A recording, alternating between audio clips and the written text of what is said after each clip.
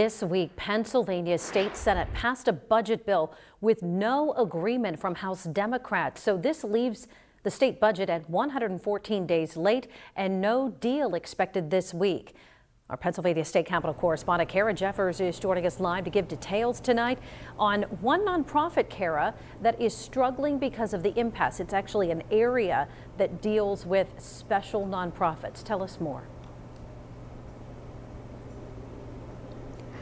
Good evening, Eva. There are 72 domestic violence and/or sexual assault crisis centers. This is kind of the industry, just one example of nonprofits that struggle when we don't have a budget. And with a budget that is right now almost 4 months late, you have many of these centers that are drowning in debt, they're short-staffed, and some are facing this reality that they might have to close their doors. Nestled in Warren, Pennsylvania, A Safe Place has counseling, an emergency shelter, and 24/7 hotline for anyone with domestic violence or sexual assault crisis. Everything we do is free, so all of our services are free. Around 85% of the organization's funding, though, comes from state or federal grants. So it's been stressful. Across the state, at least 11 crisis centers have laid off staff. In other areas, like A Safe Place, job vacancies are left unfilled, leaving centers to operate short-staffed. But I worry about staff burnout because we can't afford to lose any more staff than what we already have. I worry about the advocates. There are 4 people serving 2 counties, Warren and Forest, for A Safe Place. Statewide, programs are using lines of credit or loans to keep their doors open. A Safe Place is paying a 9.5% interest rate on those funds.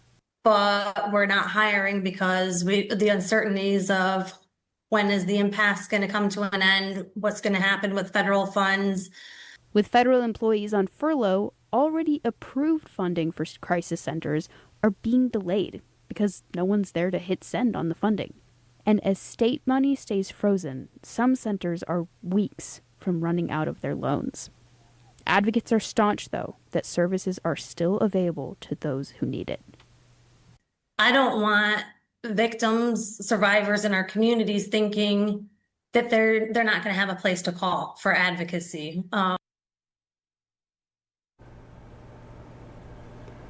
This is just the story of one crisis center out of an entire state of crisis centers that are having these issues. Again, lots of them are coordinating with each other. So even if there's layoffs or short-staffed in some places, they're making sure that if you need help, do call. There is someone who can get you assistance. But state lawmakers have to recognize that if they don't act on a budget soon, there are programs in local areas that could be shutting their doors. In Harrisburg, I'm Kara Jeffers, Erie News Now.